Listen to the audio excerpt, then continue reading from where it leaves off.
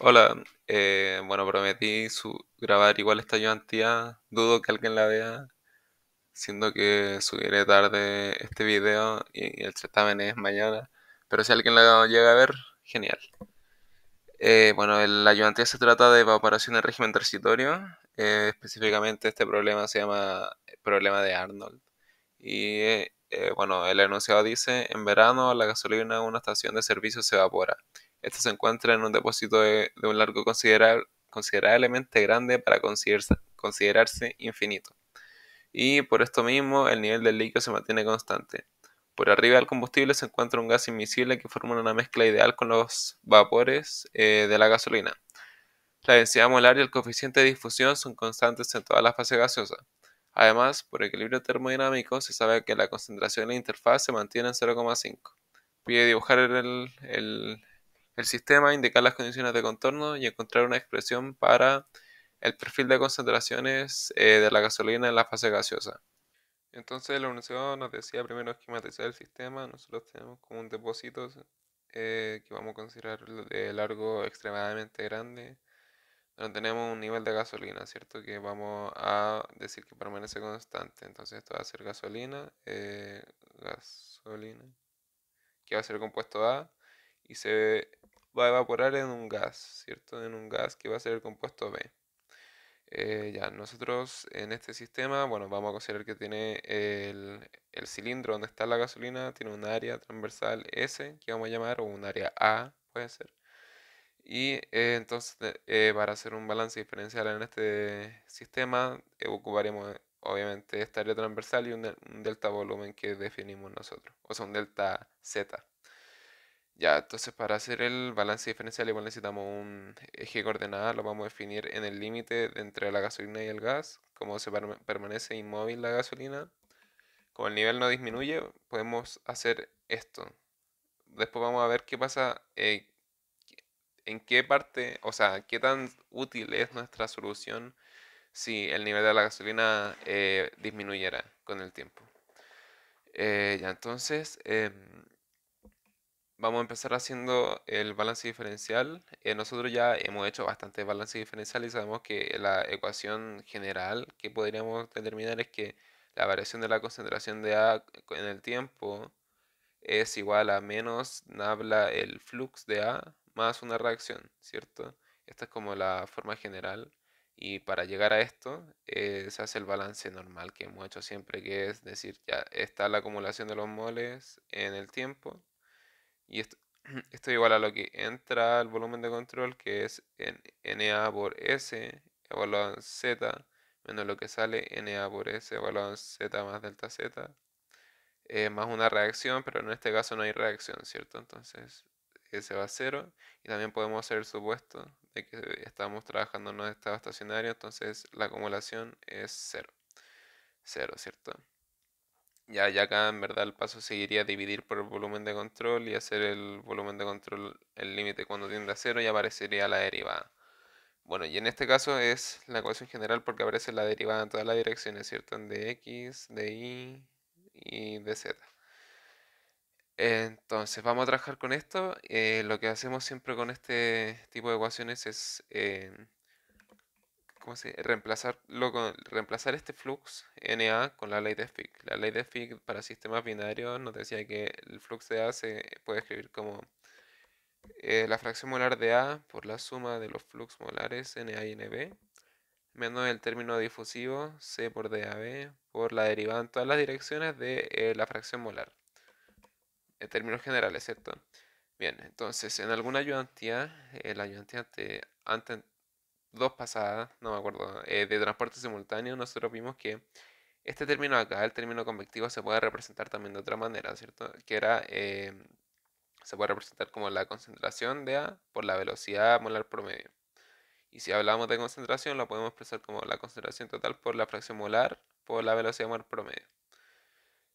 Em, bien, entonces, ¿qué pasa si lo escribimos así? Lo vamos a usar, vamos a escribir el flux molar como la concentración total por XA por la velocidad molar promedio, menos C por DAB por el nabla XA. Ya, entonces acá tenemos la forma de representar el flux molar lo vamos a reemplazar en la ecuación de continuidad, que está acá, de modo general, que dice que la acumulación cero, o bueno, de modo general era la variación de la concentración con el tiempo es igual a menos el flux de A. Lo vamos a tirar para el otro lado, va a ser más el flux de A, o sea, vamos a tirar el flux, el nabla flux hacia el otro lado, me queda positivo. Me quedaría más C por XA. Bueno, voy a factorizar por la concentración total. Me queda XA por la velocidad mal promedio menos DAB por nabla XA. Bien, entonces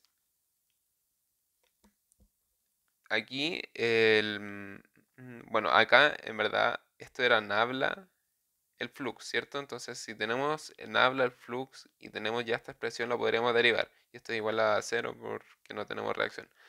Esto lo tendríamos que derivar y ya vamos a hacer supuestos que estamos en estado estacionario. Entonces, cero más la concentración total, que es constante, ¿cierto?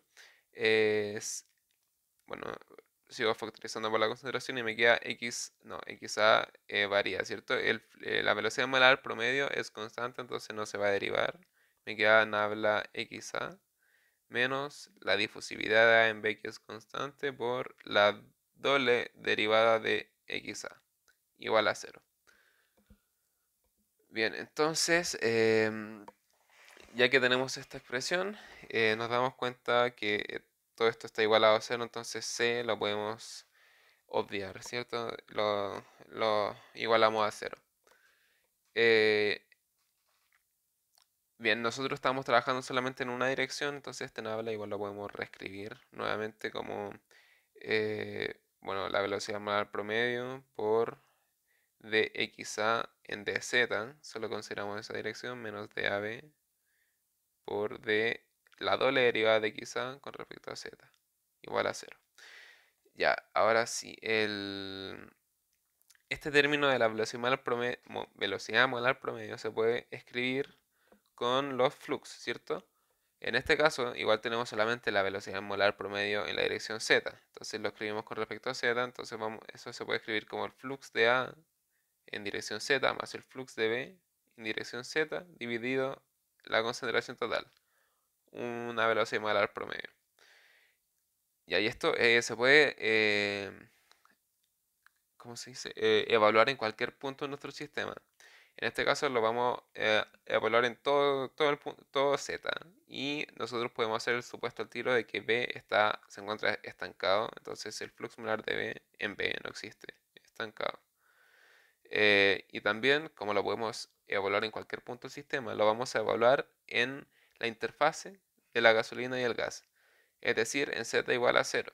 ¿Ya? Entonces, lo evaluamos ahí y nos va a quedar el flux molar de A Z evaluado en cero, más el flux molar de B Z evaluado en cero dividido la concentración total. Que la concentración total habíamos dicho que no cambia, es constante, entonces no tendríamos que decir C0, es la misma.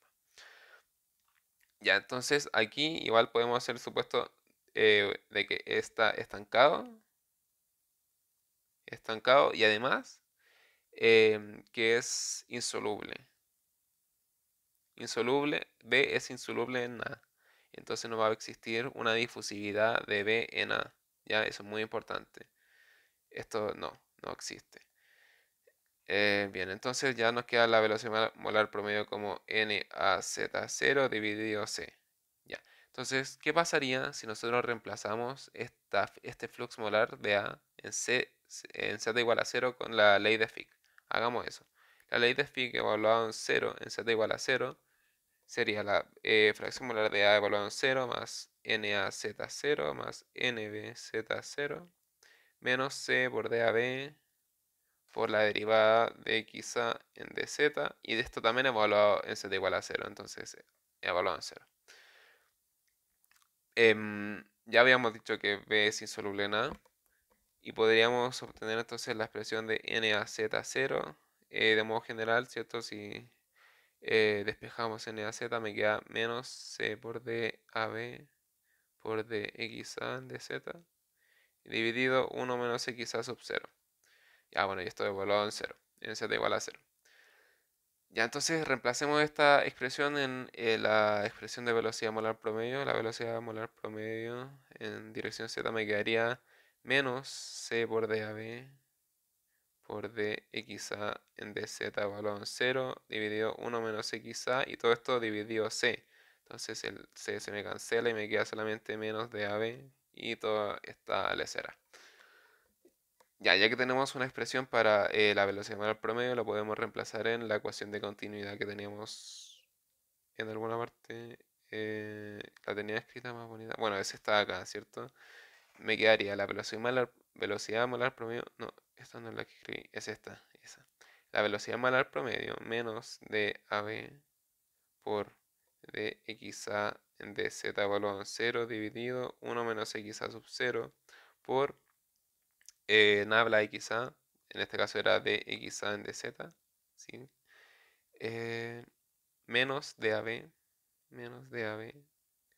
creo que es la doble derivada, por la doble derivada de xa en dz. Y todo esto es igual a cero.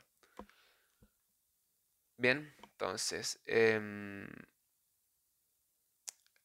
perdón, hice un supuesto que no debíamos hacer desde un principio. No estamos en estado estacionario. De eso se trata el problema. Esto nunca fue así. Omitan eso. Tenemos aquí un término de acumulación. Esto sí se cancelaba. Tenemos un término de acumulación, entonces lo vamos a escribir. No pasa nada, no pasa nada. Solo yo me estreso ahora. Tenemos la acumulación de la concentración. Y la concentración se puede escribir como la concentración total, que es constante, por la fracción molar de A, ¿cierto? Entonces esto lo sumamos simplemente y nos queda esta expresión de acá. Ahora sí estamos mejor. Em, bueno, yo en la pauta me queda esta misma expresión, solamente que yo pasé sumando este término hacia el otro lado, entonces lo vamos a hacer igual, como para que quede igual que la pauta. Ya, entonces, esta es la ecuación diferencial que nosotros tenemos que resolver para encontrar el perfil de la fracción molar de A en el tiempo y en el espacio. ¿Cómo hacemos eso? Hay un método para hacerlo de manera algebraica que es hacer un cambio de variable. No lo voy a escribir, un cambio de variable donde vamos a ocupar la variable x, bueno, variables adimensionales. X es la fracción molar de A dividido la fracción molar de A en 0, en z igual a 0, y tenemos un z que incluimos dos variables en esta variable. Entonces el sistema se nos va a, bueno, la ecuación diferencial nos quedaría, en vez de una ecuación diferencial con múltiples variables, con solamente dos variables. Bueno, z grande es z chiquito dividido la raíz de 4 de AB por t. Entonces ahí tenemos las dos variables, z y t. Bueno, con esta variable vamos a dimensionalizar primero este término acá.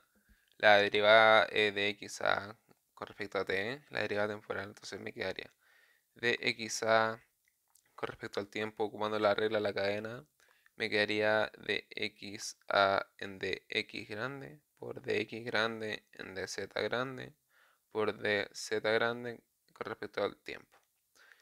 Ya, esta derivada acá, la primera, la podemos conocer porque sabemos cómo representamos xa grande. Bueno, xa grande era xa dividido xa sub 0.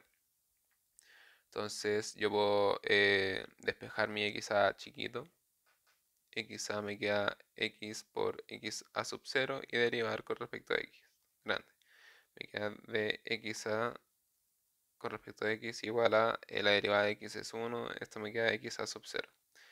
La derivada al medio no la podemos conocer aún. Esta es la que nos queda en la ecuación diferencial que vamos a resolver. Y esta derivada acá sí la podemos conocer porque z grande era z chiquito dividido raíz de 4 de AB por t. Ya.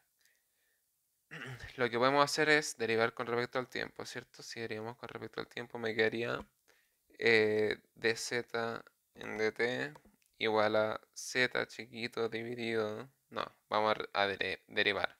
T está elevado a la menos un medio, me queda menos un medio de z chiquito dividido 4 de AB en raíz y el tiempo me queda a la 3 medio. Bien, eso sí, esto no está adimensionalizado del todo, ¿cierto? Porque tenemos z chiquito dimensional, por así decirlo, entonces lo vamos a dimensionalizar.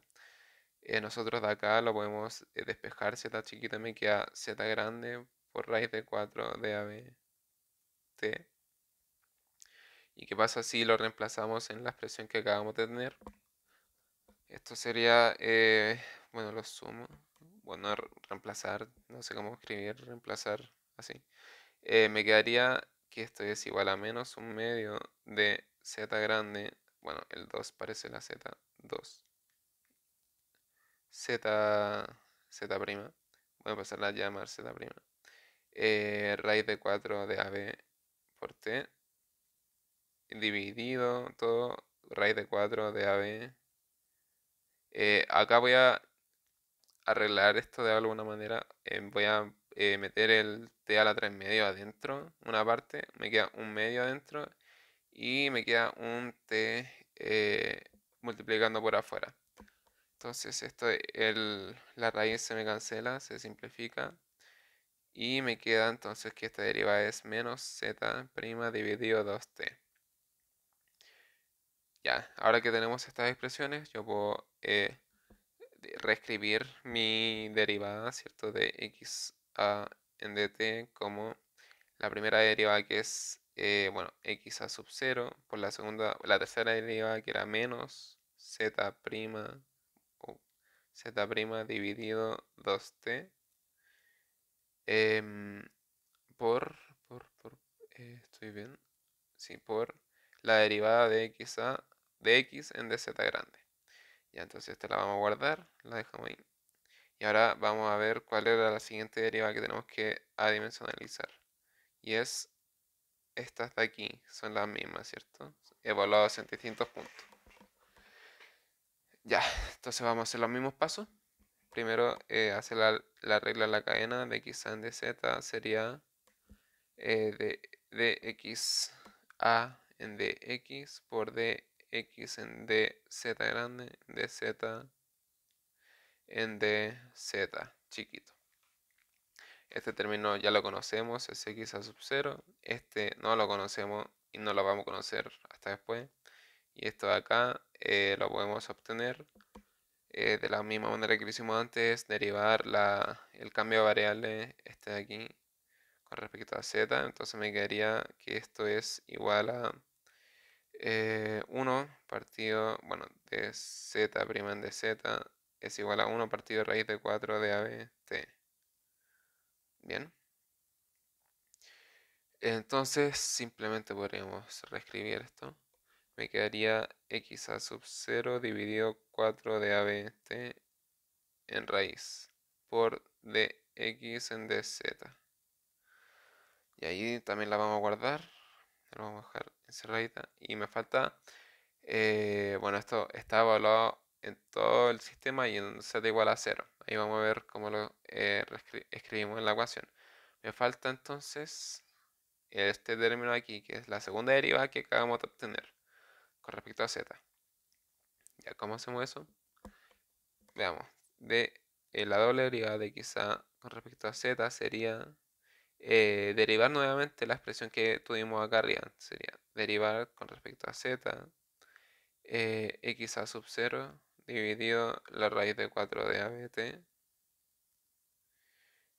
por dx en dz prima. Bien, esto aquí sería igual. Si nos damos cuenta, si derivamos con respecto a x, este término acá es constante porque está evaluado en z igual a 0. 4 de AB es constante, t no depende de z, entonces bueno, es otra variable, entonces sale de la derivada. Esto entonces nos quedaría x a sub 0 dividido 4 de ABT. ¿Cierto? Que sale de la derivada por la doble derivada de x, primero con respecto a z grande y luego con respecto a z chico. Entonces acá ocupamos esta trampa matemática. Nosotros sabemos que la expresión de z chiquito según la z grande era z grande por 4 de ABT en raíz. Y si obtenemos la diferencial de esta expresión, nos queda dz sería igual a dz grande por raíz de 4 de ABT. Bien, entonces si lo reemplazamos en la expresión de arriba, me quedaría que la doble derivada de x con respecto a z, de x a chiquito era, con respecto a z, sería x a sub 0 dividido raíz de 4 de ABT por, bueno, la doble derivada de x con respecto a z grande primero y con respecto a z chiquito, y entonces me quedaría z grande al cuadrado por raíz de 4 de ABT. Bien, entonces si tenemos dos veces la raíz de lo mismo, las raíces se me cancelan, ¿cierto? Entonces me queda solamente 4 de ABT. ¿Ya? Esto se me va. Ahí tenemos la expresión para la última derivada. Y ahora nos queda reemplazar en la ecuación diferencial. Primero era la derivada temporal. Uf, esto está más complicado de anotar. Ya, pero vamos. Nosotros podemos. Me quedaría, bueno, la voy a copiar de mi pauta. Me queda menos 2 partido menos z, perdón. Yo me confundo con mi notación. Z' partido 2t por x a sub 0 por la derivada de x con respecto a z grande menos d a b partido 1 menos x a sub 0, ¿cierto? Esto porque estábamos evaluando en z igual a 0 por la expresión de la derivada de z, o sea, de x a con respecto a z evaluado en 0, ¿cierto? Entonces nosotros vamos a escribir la que encontramos acá arriba, evaluado en z igual a 0, que es x a sub 0 dividido raíz de 4 de AB t por la derivada de x grande con respecto a z grande evaluado en 0. Y esto está multiplicado todo por la misma derivada, que me quedaría x a sub 0 dividido raíz de 4 de AB t por la derivada de x con respecto a z, pero no evaluado en 0, ¿cierto? Por afuera no estaba evaluado en 0. Y esto es igual a el término de la segunda derivada, que era dab por x a sub 0 dividido 4 dab t, porque salía en la raíz, por la doble derivada de x con respecto a z grande. Ya, entonces acá podemos hacer unas simplificaciones. Por ejemplo, bueno, acá si yo multiplico estas dos raíces me queda sin raíz. Y esto se me cancela con esto de aquí. Em, no, no se me cancela con esto de aquí, perdón. Se me cancela con este de aquí. eh, y el tiempo no se me cancela, por si acaso. El x a... No. Bueno, sí, este x a se me cancela con este y con este, ¿cierto? Porque tenemos tres términos. El tiempo se me cancela en todos los términos también, t, t y t. El de AB se me cancela acá también. Y creo que estaríamos con todo lo que vamos a simplificar. Entonces, la ecuación, la expresión me estaría quedando z grande dividido 2 por dx en dz menos x a sub 0 dividido en 4, ¿cierto? El 4 no se me canceló, por 1 menos x a sub 0 por la derivada de x con respecto a z grande igual a 0. Por afuera estaba de x con respecto a z evaluado en nada, igual.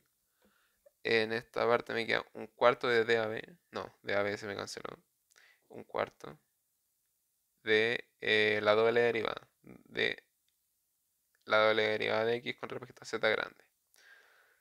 Bien, entonces vamos a reordenar un poco la ecuación. Voy a multiplicar todo por 4 para que no me quede este 4 feo de ahí abajo. Y no me queden fracciones en verdad. Y vamos a reordenar un poquito. Vamos a dejar primero la doble derivada de x con respecto a z grande por aquí. Y el otro término uno de los términos de la derivada, bueno, lo paso sumando al otro lado, para que me quede positivo, me quedaría, y lo multiplique por 4 me queda 2z' por dx con respecto a z grande. Entonces me queda el otro término que también lo paso sumando, me queda más x a sub 0 dividido 4 por 1 menos x a sub 0 por dx en dz grande evaluado en 0 por dx en dz. Y todo esto es igual a 0. Bien, ya. Entonces, lo último que podría hacer, que vamos a hacer, es, vamos a factorizar esta parte de acá por 2. Lo factorizo por 2 y si lo factorizo por 2, esta parte de acá lo tengo que multiplicar por un medio. Bien, ahora sí, vamos a definir una nueva variable. Definimos, vamos a definir una variable phi, que es una función de x a sub 0. Si una función de x a sub 0 de algo constante es una constante, que vamos a definir como menos un medio de x a sub 0 dividido 1 menos x a sub 0 por dx con respecto a z evaluado en 0, que es literalmente esto de acá. Este 4 de acá no debería estar, ahí sí. Em, Bien, entonces si reescribimos la ecuación con esta nueva variable, ¿cómo nos quedaría? Nos quedaría la doble derivada de x con respecto a z grande más dos veces z, ¿cierto? Bueno, aquí factorizamos igual por la derivada de x con respecto a z grande, entonces me queda z normal, z' menos phi, que era nuestra función, por dx en dz, igual a 0. Bien, entonces esta ecuación de acá es la misma ecuación que teníamos antes, pero simplificada, ¿cierto? Ya no depende de muchas variables, depende de dos variables solamente, entonces es mucho más fácil de resolver.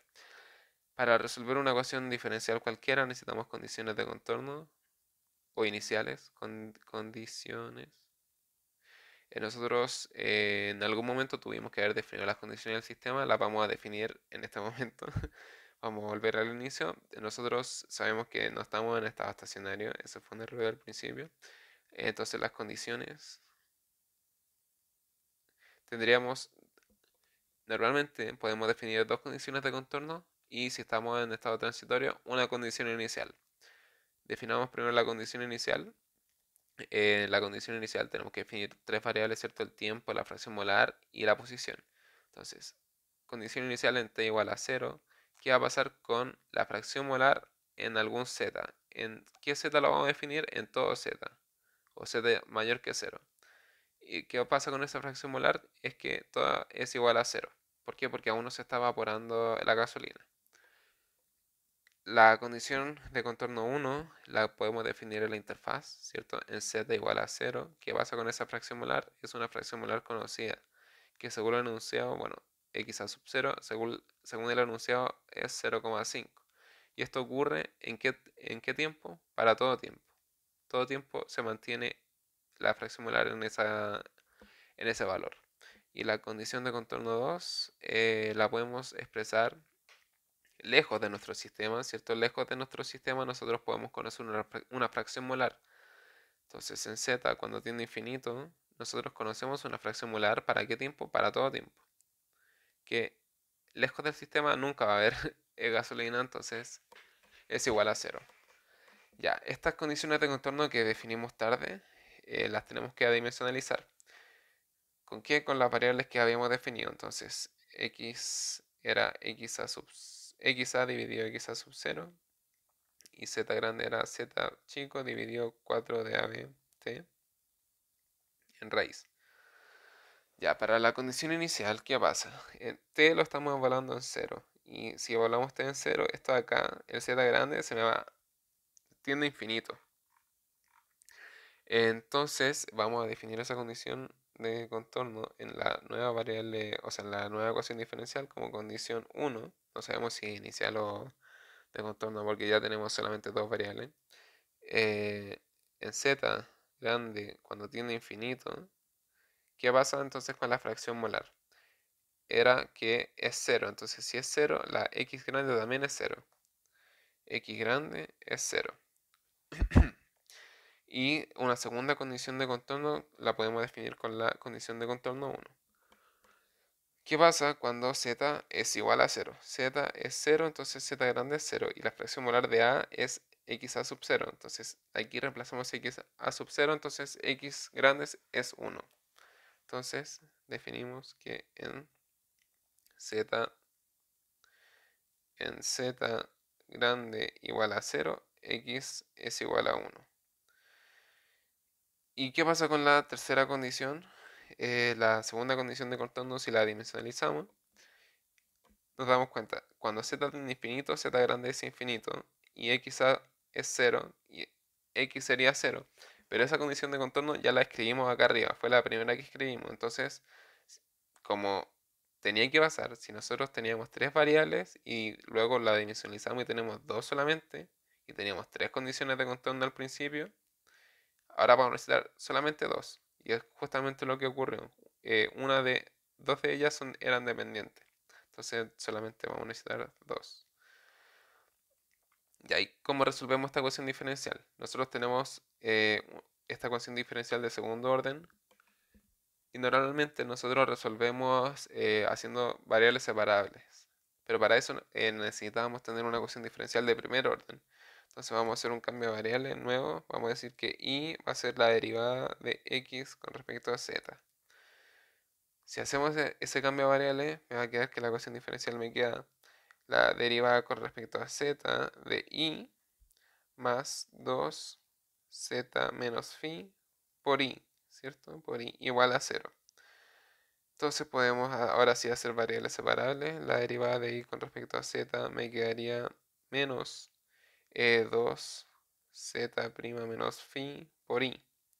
Y si integramos esto, ¿cierto? Si paso el de z al otro lado de z y el i dividiendo y puedo integrar, me quedaría logaritmo natural de i igual a menos 2 z, aquí obviamente tengo que integrar, creo que dije derivar antes, tengo que integrar el paréntesis entero entonces, y después ocupar la regla de la cadena, me quedaría z' menos phi al cuadrado dividido 2, y por la regla de la cadena si integro me queda 1.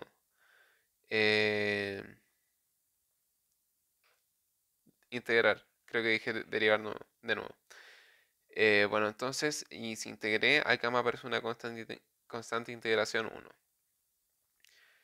Em, el 2 se me cancela con el 2 y vamos a reescribir esta expresión de nuevo acá al lado.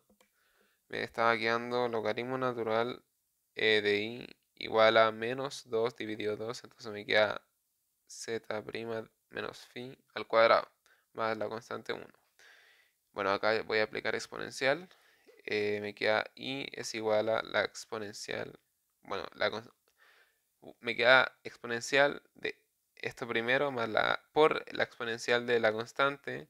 Y esto me quedaría entonces una constante nueva que puede llamarse 1 nuevamente por la exponencial de menos z menos phi al cuadrado. Bien, entonces vamos a volver al cambio de variable y era de x en dz. Y esto lo que acabamos de escribir es c1 por la exponencial de menos z' menos phi al cuadrado.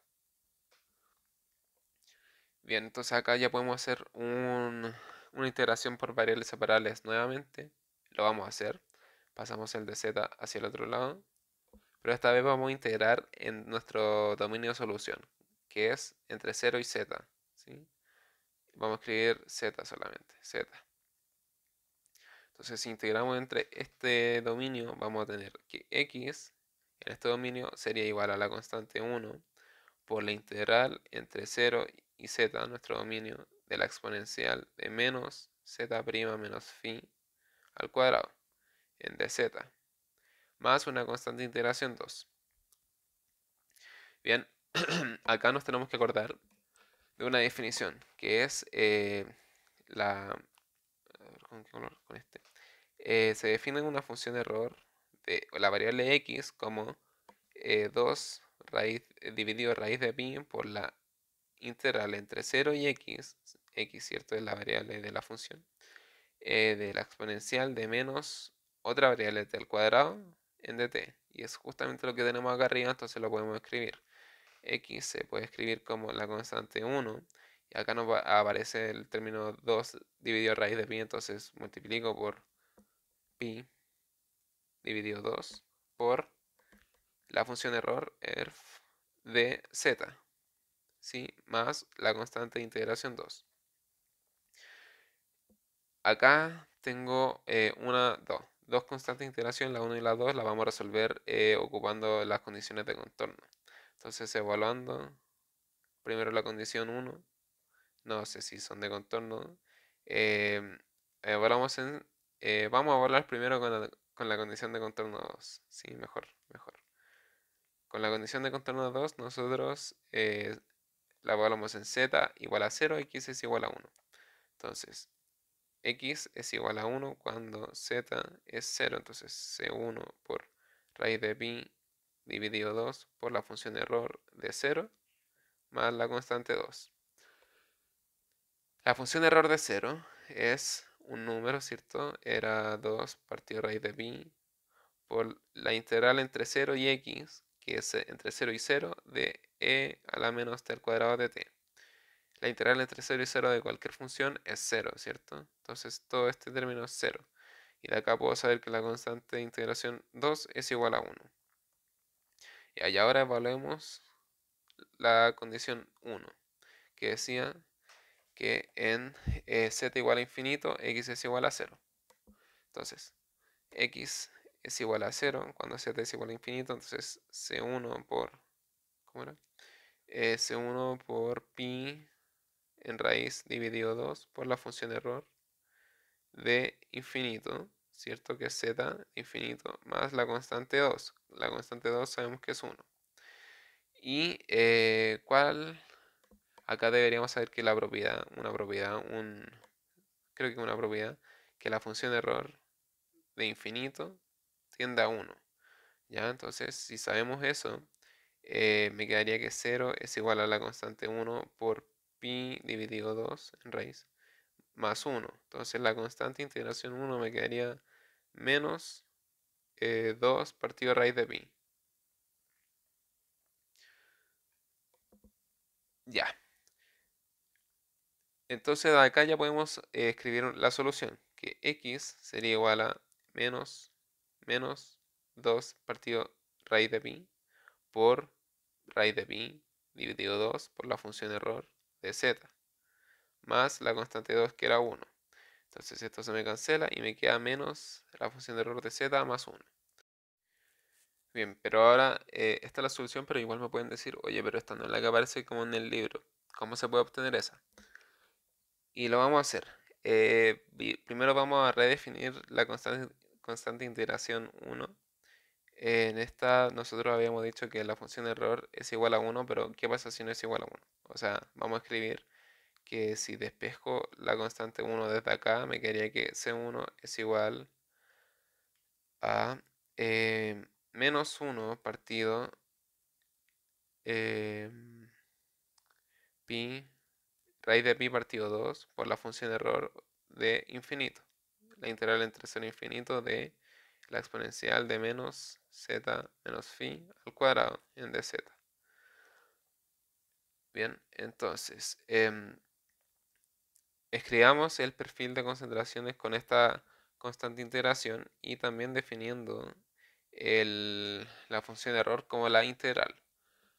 Bien, quizás estoy hablando chino, pero lo vamos a escribir. Me quedaría la constante 1 que es menos 1, menos en verdad, bueno, menos 1 dividido pi partido 2 por la función error de infinito, que era la integral entre infinito de menos, o sea, de la exponencial de menos z' menos phi en dz. Bien, y arriba teníamos la función de error, que era por la función de error de z, la integral entre 0 e infinito de la exponencial de menos z menos phi al cuadrado de z. Bien, y más la constante de iteración 2, que era igual a 1. Bien, acá me falta también, creo que un pi partido 2 en raíz, entonces se me cancelan. Ya, se me cancelaron. Ya, acá ya tenemos una expresión que se parece un poco más a la solución, no, más o menos. Vamos a llegar a eso. Vamos a hacer un nuevo cambio de variable. El cambio de variable que vamos a hacer ahora, vamos a llamarlo que sea W, bueno, con otro color. eh, W lo vamos a expresar como Z' menos phi. Bien, que es lo que tenemos acá adentro, ¿cierto? ¿Qué pasa si hacemos eso? Nosotros tenemos que cambiar los límites de integración de nuestras integrales. Entonces, primero veamos lo que pasa, por ejemplo, qué valor tiene W, que es lo que escribimos acá arriba, cuando Z' vale 0. Cuando Z' vale 0, esto vale 0, entonces W es menos phi. ¿Qué pasa con W cuando vale Z? Bueno, me quedaría Z menos phi. ¿Y qué pasa con W cuando Z' tiende a infinito? Me quedaría infinito menos phi. Y si es menos phi, me quedaría simplemente infinito. Bien, entonces con esta cambio de los límites de integración podríamos redefinir nuestro perfil de x, ¿cierto? X me estaría quedando, bueno, menos la integral entre 0, que con el nuevo cambio de variable, con el nuevo cambio de variable me quedaría entre menos phi y z es de acá, entonces me quedaría z menos phi de la exponencial de menos w al cuadrado en d, bueno, w, ese cambio espero que se entienda, dividido la integral entre, acá arriba tenemos entre 0 e infinito, 0 era menos phi, e infinito es infinito aún, entonces entre menos phi e infinito de e a la menos w al cuadrado de w. Bien, entonces lo último que nos queda es aplicar unas propiedades. Nosotros sabemos que si tenemos un dominio, por ejemplo, si estamos integrando entre este dominio, entre 0, o sea, entre un número menor a 0, ¿cierto? Que pasa, por ejemplo, menos a, y entre a, nosotros, si estamos haciendo la integral entre a y menos a, nosotros podemos redefinir esta integral como la integral entre menos a y 0, más la integral entre 0 y a, ¿cierto? Entonces vamos a hacer lo mismo. Vamos a definir este x, bueno, acá tengo que sumar 1 por lo que teníamos arriba. Me quedaría 1 menos, vamos a separar la integral, me quedaría la integral entre menos phi y 0, ¿cierto? Menos phi y 2 menos phi pasa por, perdón, menos phi y z menos phi pasa por el 0. De la exponencial de menos w al cuadrado en dw más la otra integral entre 0 y z menos phi de e a la menos w al cuadrado en dw.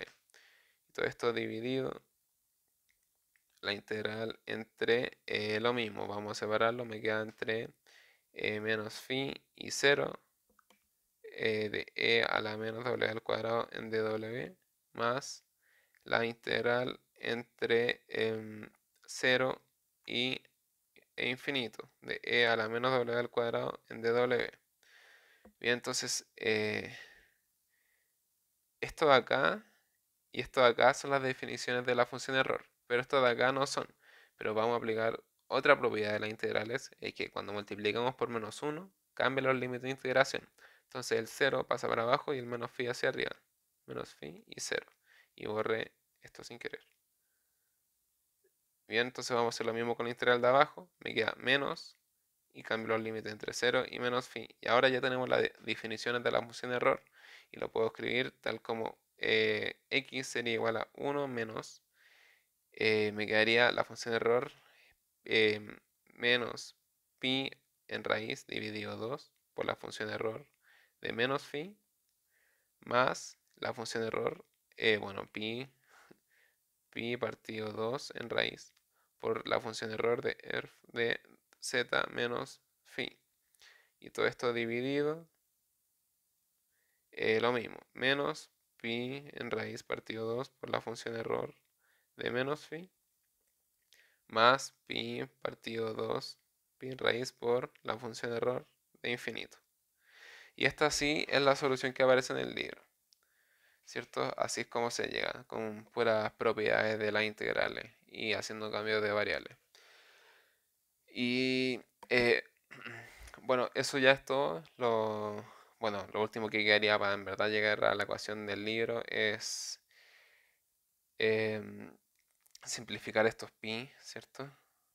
Todo esto se simplifican y ahí sí llegamos a la expresión que aparece en el libro. Tendríamos que también multiplicar esto con sacar el uno de alguna manera y ahí sí llegamos a uno menos la función error erf, perdón, erf de z menos phi dividido uno más la función error de phi. Y ahora sí, eso es todo por la ayudantía. Espero, si es que alguien la ve, la haya servido.